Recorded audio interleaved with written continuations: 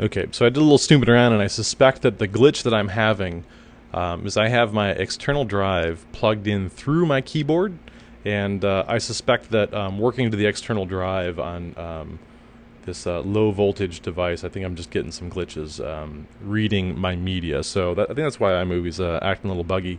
If I copied these assets over to the internal hard drive or plugged this thing directly into the CPU, I think I'd have better results. So, but what I want to do is just kind of wrap up the video editing piece, at least as it relates to iMovie, just to add a few more details. So I've output my walk cycle edit 01. It came out as an M4V. When I was in iMovie and I chose to share and I chose to export movie, that's going to output an M4V. And by default, if I just double click on this, it's going to want to open in iTunes. If I tap the space bar, it'll open in preview. I could also right click on it and choose to open in QuickTime. So QuickTime will play this just fine. If I want to get a QuickTime movie rendered out of this, the easiest way to do that is go back to iMovie, choose to share instead of export movie, export using QuickTime. And what we get is a walk cycle edit. I'll call it 02. And I'll save this to my external drive inside my project folder inside renders. So I have walk cycle edit 02.mov. So I'm getting a QuickTime movie. If I want to go through, I could set these different options. I can go into the options and actually go into the settings and choose my compression type and really get a lot of control out of this. But I'm going to let everything default and just save.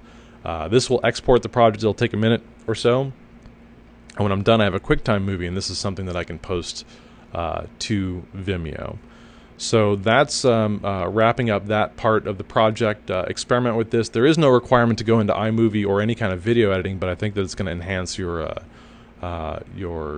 output and certainly your portfolio, your demo reel. You will be eventually required to combine clips, add some titles on the front end, do some things, and we'll do that as we push forward in this class. So that's just a really quick crash course in iMovie. If you're using something similar to that, you might want to post in the discussion board and tell folks what you're using, especially if there's something bundled in Windows.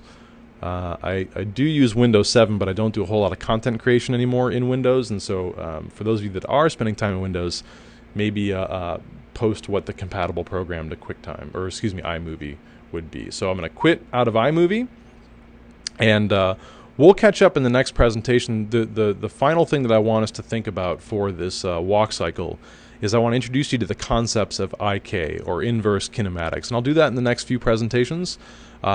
IK is not a requirement for this project, but I do want to throw another way of thinking about animation into the mix, and IK can be a little bit of fun. It can be a lot to manage.